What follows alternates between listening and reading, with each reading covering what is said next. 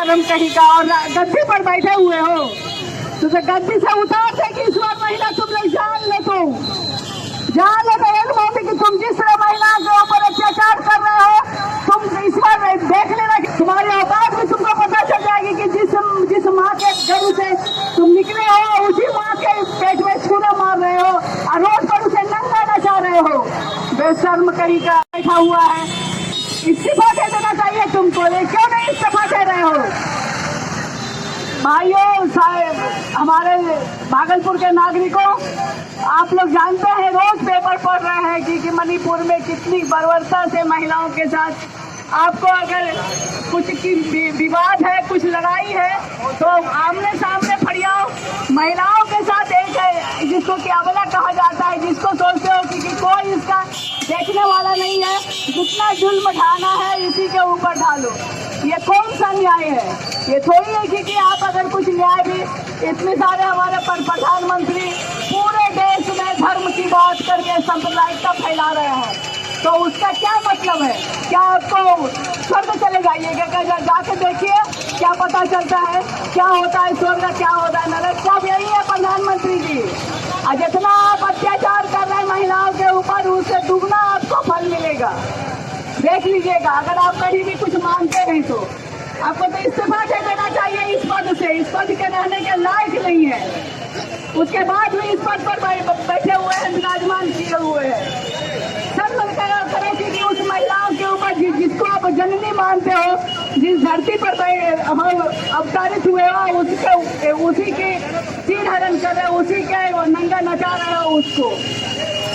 इसलिए हम लोग सब एकजुट हुए हैं और उसके बाद इस घटना का पुरजोर भागलपुर की महिला, भागलपुर के नागरिक सब विरोध करती है कि इस तरह के जो जघन्य अपराध महिलाओं के साथ मणिपुर में किया जा रहा है उसे अविलंब बंद करे। प्रधानमंत्री, मुख्यमंत्री सब इस्तीफा दे। इसलिए उसे रहने का कोई अधिकार नहीं है, पद पर रहने का कोई अधिकार नहीं है। इसके साथ ही वाराणसी में जो विनोबा और गांधी जी के जो बनाए हुए उस पर जो विरासत, जयप्रकाश के विरासत पर जो हमला हो रही है, उसे जो हटाया जा रहा है, उसे नहीं हटाया जाए, उसका भी हम लोग विरोध कर रहे हैं। उसे नहीं हटाने देंगे और ये अत्याचार चाहेंगे भी नहीं। जितना जुल्म करेगा हम लोग, जितनी कोशिश होगी, भागलपुर के नागरिक सब उसका विरोध करेंगे और जहां तक हो सकेगा लड़ाई में हम लोग शामिल रहेंगे। इनकलाब जिंदाबाद, जिंदाबाद, जिंदाबाद, इनकलाब जिंदाबाद, जिंदाबाद, जिंदाबाद। धन्यवाद। तुम्हारी तानाशाही नहीं चलेगी, नहीं चलेगी। सरकार तुम्हारी तानाशाही नहीं चलेगी, नहीं चलेगी। यह देश हमारा है। जी से निवेदन करते हैं कि आप अपनी बात को रखें।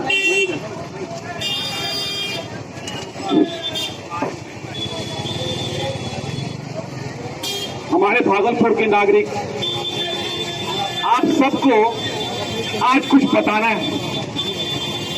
हमारा मकसद ये है, बिल्कुल अहिंसक तरीके से जो हमारे विचार हैं, जिसपे हमारी आस्था है कि हम हिंसा बर्दाश्त नहीं करेंगे और हर हिंसा का जवाब अहिंसक तरीके से देंगे। हम आजाद हैं। जब हम और आप जन्म लेते हैं तो हमारी हाथों में बेड़ियां नहीं होती हैं, जंजीर मुक्त होते हैं और हमारे होठों पर कोई टेप नहीं लगा होता है। हमें बोलने की आजादी है, हमें कुछ करने की आजादी होती है, हमें जीने की आजादी होती है। हमारा आज ये मकसद है कि हम आपको अवगत कराएं कि आखिर हो क्या रहा है। क्यों? इसलिए बताना है आपको क्योंकि आप सबके पास जो सूचनाएं आ रही हैं, जो वीडियो आ रहे होंगे, जो खबरें आ रही हैं, उसमें से ज्यादातर खबरें झूठ होती है या उसको बनाया जाता है, तो उसको बनाकर आपको पेश किया जाता है। इसलिए सच बताना है आपको कि आखिर सच क्या है। मित्रों, साथियों, हमारे भागलपुर के नागरिक जो काफी संवेदनशील है और उन्होंने हर वक्त में दिखाया है कि हम कितने जागरूक हैं, कितने संवेदना हमें भरी हुई है और हम अहिंसक तरीके से कैसा विरोध कर सकते हैं। तो आप सच जानिए, ये सच क्या है। ये सच है कि 1600 किलोमीटर दूर जब मणिपुर में हिंसा हो रही है, जब औरतों के साथ बर्बरता हो रही है, बच्चों के साथ बर्बरता हो रही है, युवकों के साथ, छात्रों के साथ, किसानों के साथ, तो आप ये याद रखिएगा कि पूरे देश में, पूरे वैश्विक स्तर पर युवा, छात्र, किसान, महिलाएं, बच्चे सब एक हो जाएंगे और एक होकर हम सबका साथ देंगे। क्यों? क्योंकि हम हिंसा का विरोध करते हैं, हिंसा के साथ हम लोग नहीं हैं।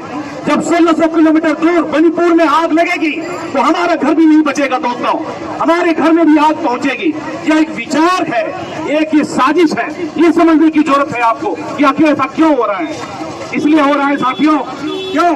क्योंकि हम बात कर रहे हैं अहिंसा की, हम बात कर रहे हैं विचार की, हम बात कर रहे हैं प्रेम की, हम बात कर रहे हैं बाबा साहेब की बात कर रहे हैं। आज की याद हम तक पहुंचेगी क्योंकि वहाँ विचार है।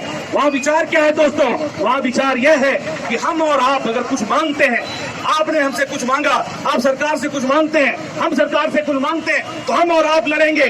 सरकार उसमें कुछ बात नहीं बोलेगी, सरकार उल्टा अपने संगठित अपराधियों, पुलिसों को लगा करके हमें आपसे लड़ा करके आपको बर्बाद करने की कोशिश करेगी और अपने सत्ता पे कायम रहेगा।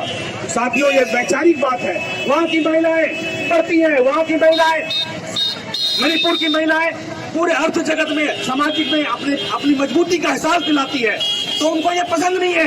वो ये चाहते हैं कि जो पुरुष सत्ता है उस पर काबिज हो जाए और महिलाओं को दोयम दर्जे पर रखा जाए। तो साजिश ये है साथियों, ये वैचारिक लड़ाई है और इस ऐसे विचार के तहत में आना होगा, एकजुट होना पड़ेगा और अहिंसक तरीके से हम विरोध दर्ज करते हैं। आप सब भी आए और अपना विरोध दर्ज करें।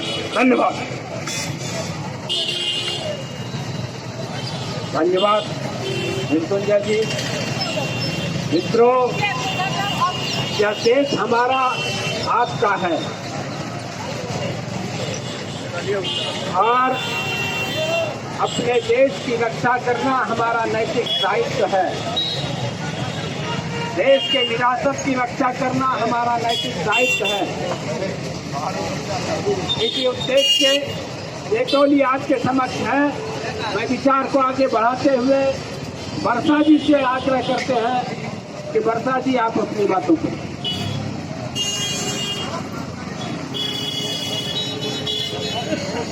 आज हम लोग जिस भी घटना पर जुटे हैं वो पूरे की सरकार इस चीज को रोकना ही नहीं चाहती है। तो ये जो गैर जिम्मेदार लोग बैठे हैं, जिनके पद पर रहते हुए, जिनके मुख्यमंत्री रहते हुए, जिनके प्रधानमंत्री रहते हुए इतनी बड़ी घटना घटी, जिसको सोच के जान के शर्म से हर आदमी का सर झुक रहा है। तो इतनी बड़ी घटना पर इतने दिनों के बाद, वो भी जब अब आज पता चल रहा है कि ये घटना बहुत दिन पहले घट चुकी थी, तो इतने दिन के बाद जो चुप्पी तोड़ी गई है, आखिर उसका क्या कारण है? इसका जवाब हर आदमी को मांगना होगा। और तभी जो है, और हम लोग जब भी ऐसी जघन्य घटना घटती है तब जगते। तो हमारे मेरे कहने का यह मतलब है कि जब हम ये ऐसी घटना ना घटे, समाज बेहतर हो, कैसे बेहतर होगा उस पर भी सोचना होगा। और जब घटना घट गई है तो उसकी जिम्मेदारी किसकी बनती है उस पर भी सोचना होगा। तो जो जिम्मेदार लोग हैं उनको पद से इस्तीफा देना चाहिए, अपने पद से, कि उनसे जब नहीं संभल रहा है, राज्य नहीं संभल रहा, देश नहीं संभल रहा, परिस्थितियां नहीं संभल रही, तो उनको इस्तीफा देना चाहिए या नहीं तो कुछ कदम उठाना चाहिए। तो ऐसे लोग हैं जो सत्ता पर काबिज है, बेशर्म लोग हैं, उनसे जवाब मांगिए। जिनके भी दिल में थोड़ी सी भी गैरत बची है उनसे। मित्रों, अभी आपने वर्षा जी से सुना, इस व्यवस्था से, इस सरकार से जवाब मांगने की जरूरत है। जवाब क्यों मांगने की जरूरत है? इसलिए कि ये तुम्हारी जिम्मेदारी है। जब तुम अपनी जिम्मेदारी को नहीं निर्वाह कर पाते हो तो सत्ता पर काबिज बने रहने का तुम्हें कोई हक नहीं है। इसलिए जवाब मांगना पड़ेगा, जवाब सरकार को देनी पड़ेगी, नहीं तो इसे हटना चाहिए, हटना पड़ेगा। इसलिए हम आगे और अपनी बातों को बंधुए, आपको यह लगता होगा कि मणिपुर की घटना कोई अप्रत्याशित है या 2 दिनों की है। इसके बीच कई महीनों से नहीं कई वर्षों से बोए गए हैं। यह आजादी का 75वां वर्ष है। हर एक जगह पर, गांव में, मोहल्लों में, पंचायतों में अगर आप इस बात की चर्चा नहीं करेंगे तो याद रखिए कि यह लोकतंत्र का नामो निशान मिटाने की कोशिश हो रही है। संवैधानिक अधिकार